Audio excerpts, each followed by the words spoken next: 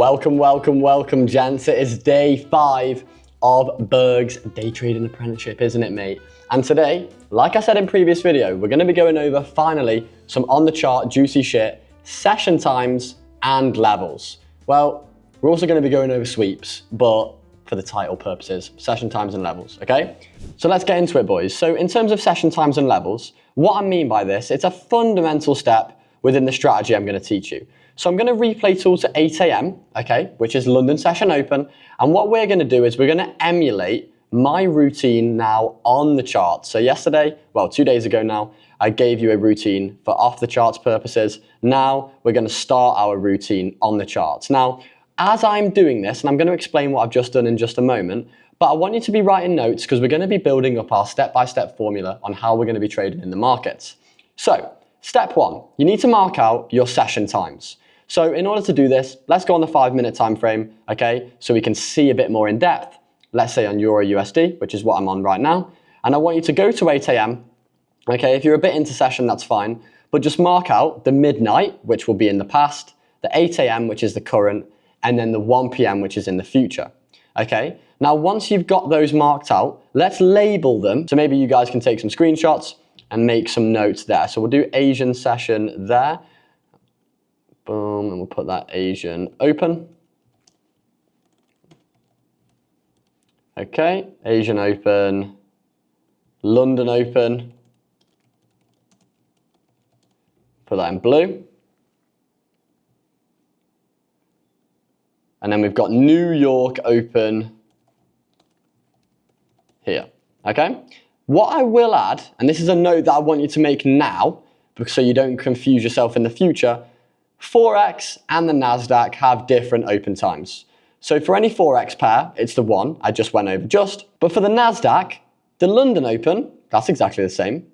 The Asian Open, that's exactly the same. It's the New York Open, which is different.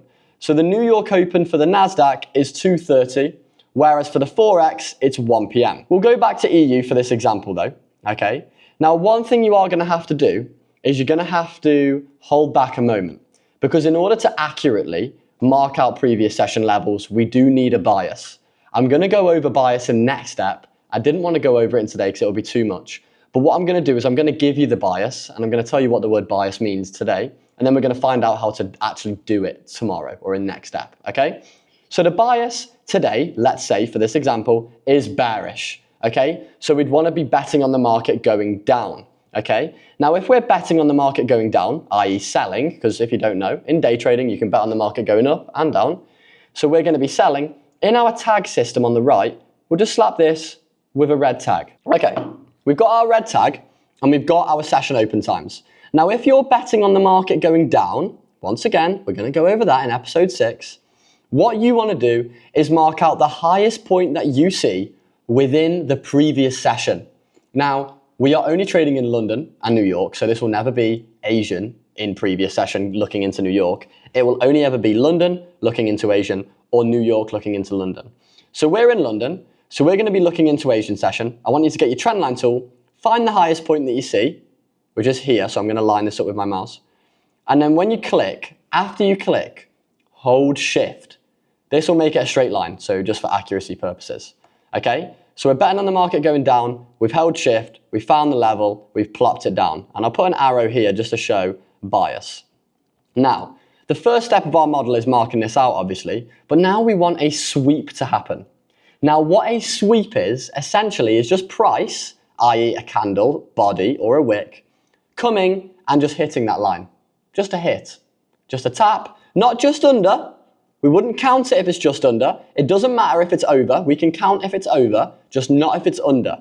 So if it's under, in this case, no. If it hits exactly on it or over, we will count that. So let's skip forward and see what happens after.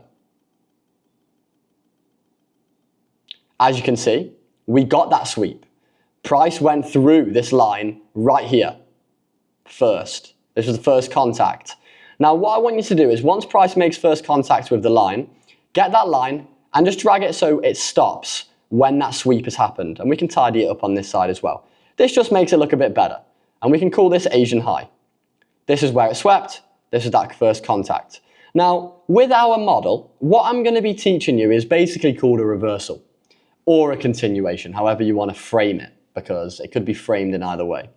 Now, why I would call it a reversal is, let's say we have our bias. So what a bias is the direction that we are betting on the market going. So if my bias was bullish, I'd be betting on the market going up. If my bias was bearish, I'd be betting on the market going down. Now, with our bias, if we're betting on the market going down, our strategy states that before that happens, we need to first come up to take out those levels. Now, once those levels have been taken out, then price can reverse on its way down. An example of this on the paint tool would look something like this. We would have our high here. We would mark that out. Price would then come up and sweep that high and then reverse. And what we are trying to catch is this reverse section, okay? We are trying to catch this reversal with bias. So bias, we are going to be going on a bigger time frame and zooming out and seeing the overall direction, okay? We are trying to catch this reversal. So with that context, I want you to just look at price and see what it does after we take out that high. Oh, a bit laggy. And with that example, just look at what price did after we swept that high. Price reversed and came all the way down. That's exactly what we're looking for. However, it's a bit deeper than that. There are more confluences layered in to get us entered in the trade.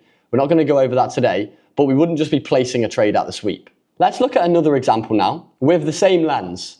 We're betting on the market going down. We're looking for previous session level. So let me replay tool as we open into New York. Let's forget about London session now. Let's delete all that. We are still betting on the market going down, okay? But I want you to watch what happens this time. So last time you saw, we got a positive reaction. We bet on the market going exactly where it went after that sweep. Let me now show you the same process, the same exact thing, and look what happens this time. We hit that level, we had that reaction, nice, but price just continued on. It was a short-lived reaction which we wouldn't have been able to catch. We would have actually lost this trade. So if we were to place a trade in this region using our model, we would have won. If we were to place the same trade in this region, same confluences, same everything, we would have lost. Now, this leads me into a fundamental lesson that I wanted to layer in today, which is you can do the right thing and still lose, bro. Honestly, that's the game, man. Especially with mech trading, we have to embody that belief. With discretionary trading, i.e. a trading style that you might have come from, you might not know what it is. Essentially, it's when you build your strategy on a market view that you have in the moment. You're essentially building your strategy on demand, dynamically. So it's based on your perception, your experience, your intuition, your emotion. Now, I couldn't make that work, so I had to do it mechanical. But those discretion guys, they believe that they did something wrong if they lose.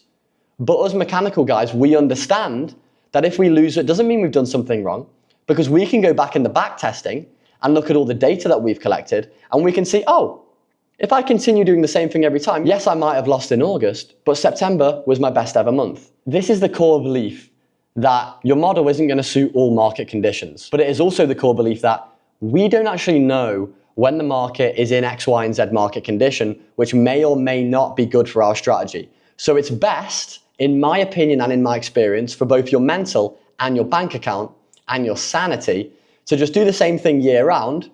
And on average, 2 to 3 months a year, I'm unprofitable with my model, with the TMB3R model, okay? So I know that 9 months out of the year, I'm gonna profit. And in those profitable months, they're gonna pay for the losing months times 10. So I just clock in every day, take every trade, regardless of how I feel, because I know that sometimes I'll look at a trade and go, oh, that doesn't look right. And it will win instead of losing. But I thought it didn't look right. I took it anyway because I'm not a pussy and I take all the trades. But my intuition fails me consistently, and it always did. With day trading, and yours might be the same. There are those who are gifted and can trade discretionarily very well, but I'm not one of them, all right? So I'm just sharing my experience with that. Now, not to get too far sidetracked, but what I'm talking about is you can do the same thing and just literally get shit results. And then the next month, you can do the same thing and get fucking phenomenal results. So this is all based on the belief of, do you know your model works? You need to collect the data. Now, throughout this series, I'm obviously going to display exactly how the model works to you. You're going to see me win with it, and I'll quickly flash up my journal for US 100 and Euro USD for this year, 50R up, and I can scroll through this slowly. I can show you my journal, I can show you my win rates, I can show you everything you need to know. I can show you my results, bro. and you can believe me. But when you're in the depths of a loss streak, do you know how easy it is to switch model? I promise you it's easy. I've seen many people come and many people go.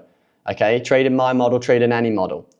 But if you have the back-tested data, if you've put the time in, if you've dug your hands into that keyboard for 5 hours a night collecting fucking data, and you know that it's worked on the long run, it's more likely going to work on the long run in the future than stop working, okay?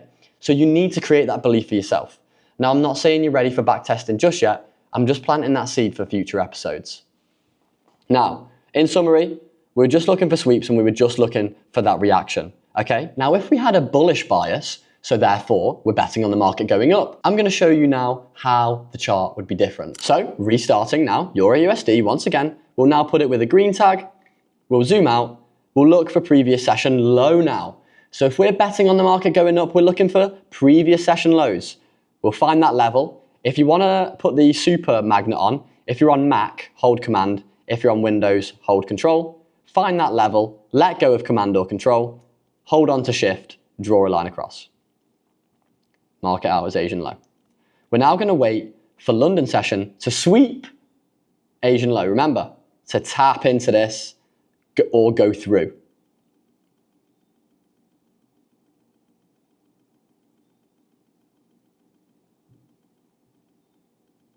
As you can see, we never got that sweep in London. That's fine. We're now going to delete this level because it's no longer valid, and we're going to restart our process with the assumption of the bullish bias. I'm going to go over it tomorrow. Anywho, in 2 days, sorry. Now, we're in New York session with that bullish bias. I'm now going to mark out the low of the London session. And then now I'm going to click forward.